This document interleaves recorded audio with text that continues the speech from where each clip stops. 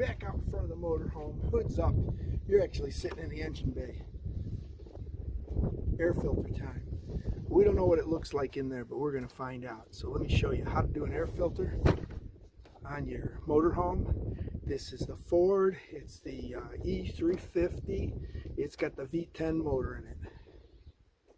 All right. Looks like a no tools operation. You got this and this. You kind of pull this out, and that pops out, and there's your air filter. That was pretty darn easy, wasn't it?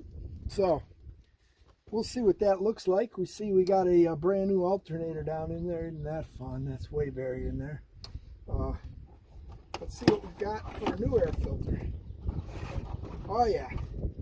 So our new air filter does look a lot different than the old one. The old one is pretty dirty. You can see in there. See the difference? See where the light shine through? You don't see no light shine through that one, but look at this one. You see the light shine through. So see the light through that one?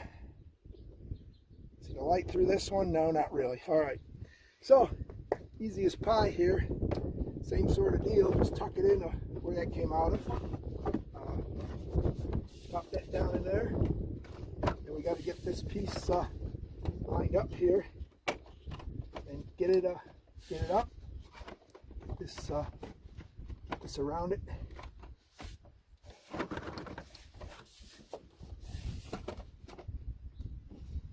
And kind of put your hands around that and feel it. And kind of pull this. There you go. That's all there is to it. Hey, don't forget to like and subscribe. See how quick that was to change your air filter?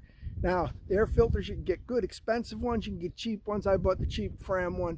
I change them every year or so I'm not going to put but 10,000 miles on that air filter. But don't forget to like and subscribe, post notifications on. Learn how to service your own stuff. You break down on the road, you're going to need to know this stuff.